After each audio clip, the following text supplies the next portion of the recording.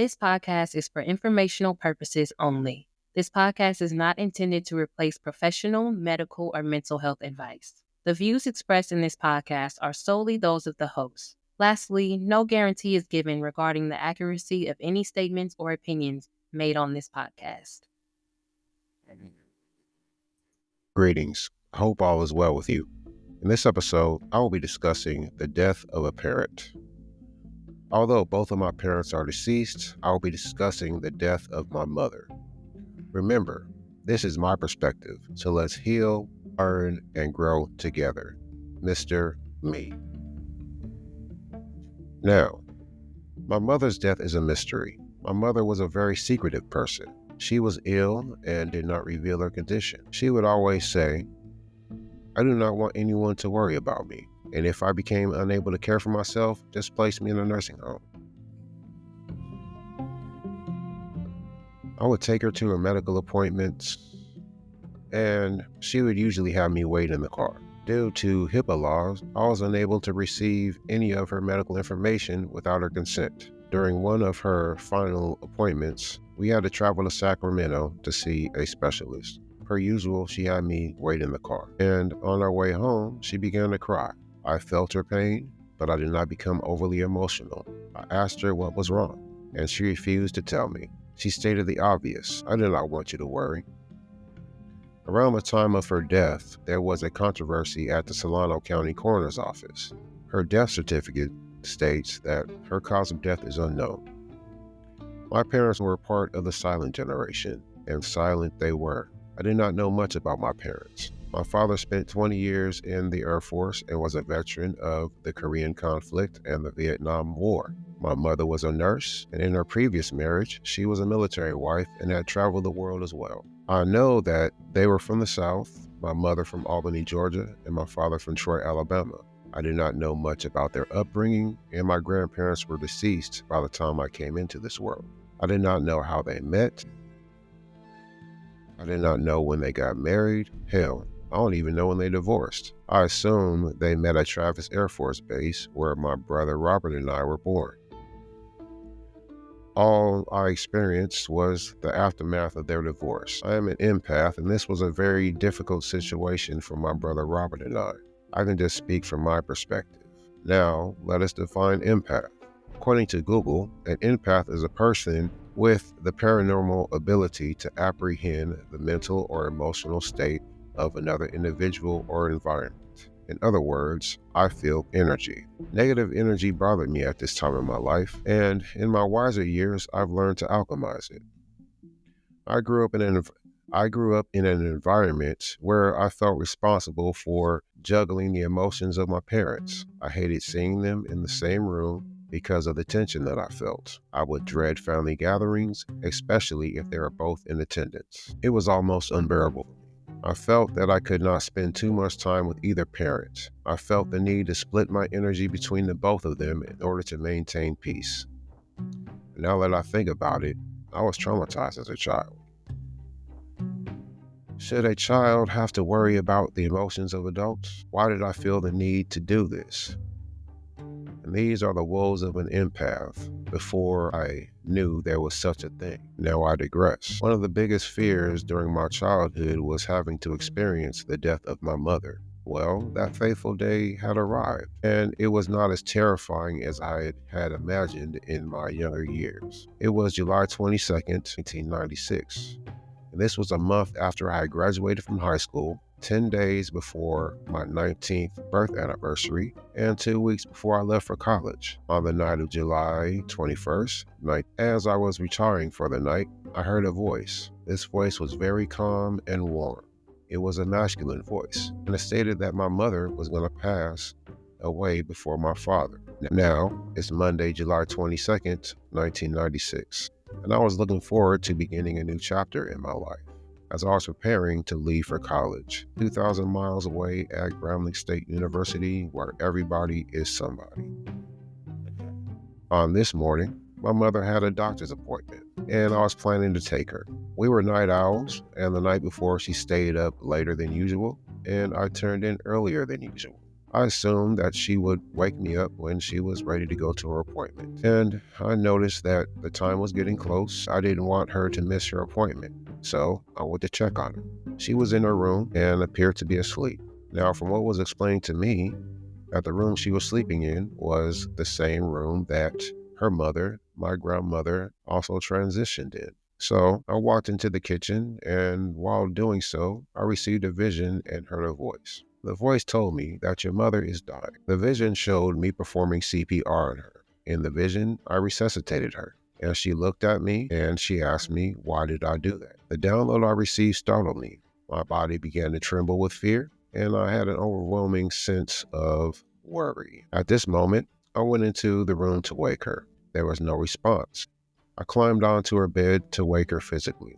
Her body was cold to the touch, and I immediately called 911. I had my niece Janine run across the street to alert one of our neighbors. The 911 operator guided me through the CPR procedure. I placed a cutting board underneath her back, and while doing so, I noticed that a lifeless body is extremely heavy. She had a faint pulse, and she was not breathing. So I began to perform mouth-to-mouth resuscitation. It was a struggle to force air into her lungs, but I managed to perform 3 rescue breaths. I will never forget the sounds of her exhale. Our neighbor arrived, and I heard the sirens from the emergency vehicles wailing in the background. The fire department rushed in and immediately went to work. They grabbed her by her ankles and pulled her off the bed and dragged her down the hallway in the living room so they could perform CPR. My niece and I went outside into the front yard so they could work. Janine fell to her knees and began crying while I became emotionally numb. The emotional numbness I felt, I can explain it as when you go to the dentist and they give you lidocaine. So all of a sudden, they rushed out of the front door with my mother strapped to a gurney, and they rushed across the front lawn. And I noticed that one of the first responders was performing chest compressions. I was amazed at the dedication. The attempt to save a life of a stranger is very honorable. Then the ambulance sped off, and later she was pronounced dead at a nearby hospital. A police detective showed up and asked me a few questions about the incident. I felt that this was a bit unusual. This was my first time experiencing death, and at that moment, I accepted the fact that death is a part of life and that you cannot have life without death. And I came to the realization that one day I will have to face death as well. And at this time, I was still emotionally numb, and I began to make the necessary phone calls to inform my father and my other siblings. So a week later, we had our funeral, and there were a lot of people at the service, and I was still in a state of shock, and I did not cry much until the day of the funeral. I was apprehensive. I did not know what to expect, and I did not have an emotional release until I peeked into the sanctuary of the church. From a distance, I saw her hair as she lay in her coffin. The tears began to flow. This was my first funeral, and I've always had high emotional intelligence, so I was able to keep my composure. And when it was my turn to view her remains, I was very disturbed. I thought to myself, who is this? This is not my mother. The funeral home did a horrible job. I felt that someone was playing a trick on me until I was able to recognize her because of her hands. She was a nurse, and she had what I refer to as healer's hands. And if you're familiar with the movie Soul Food, and after the death of Big Mama, the family fell apart. Everyone went their separate ways, and something similar happened with my family. I understand that life moves on. Robert went on to his senior year in high school and had the opportunity to live with our father. He received valuable manhood training, and I am very grateful that he was able to see our father in a different light. I went off to college, and I had to figure life out on my own. And this was the beginning phase of my life as a lone wolf, which was an invaluable experience, and I have zero regrets. So, from my perspective, my other siblings completely checked out. I believe that they took her death harder than Robert and I, which is understandable. They spent more time with her. They knew her in her prime. They witnessed the death of our grandmother, Ada Maxwell. They were there to witness what happened between their father, Samuel McDaniel, a man that I had great respect for, and our mother. They were there when my father entered the family, and I am sure it was a difficult experience for them. They witnessed the birth of Robert and I, and they witnessed the dynamics of their relationship, and from what I gathered, was extremely toxic. I feel that there are dark secrets within the family. I often question myself, do I even want to know? The last time I was home, I made an observation. I noticed that I did not see any pictures of my mother hanging on the walls of the homes that I visited. There is no mention of her. She was born on Christmas Day, and there is no mention of her. In a previous episode entitled Depression and Psychedelics, I discussed my experience with her. Although it was a negative experience, I still remember the thought of my mother. Starting at midnight on Christmas Day, I burned a candle for her. And this past Christmas, my niece Macy and I performed a ritual for her. We erected an altar, we placed a couple candles, along with pictures, jewelry, bourbon, and an article of her clothing. Macy baked her a cake, and we listened to some of her favorite music. This is called ancestor veneration. This is how I honor memory of my mother. Now, 5 days after the funeral, I was packed up and ready to go. I felt that I was emotionally ready to begin my journey. I was ready to move 2,000 miles away. But, I felt I was ready. Do I have any regrets? I regret nothing. I understood death was a part of life and that life moves on. Time waits for no one.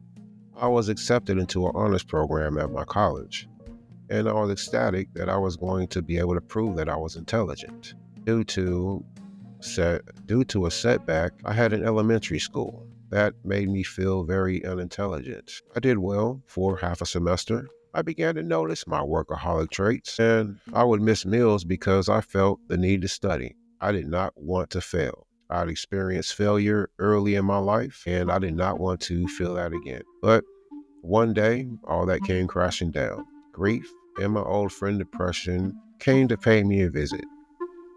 I may discuss my college experience in a future episode. So, in closing, death is a part of life. You cannot have life without death.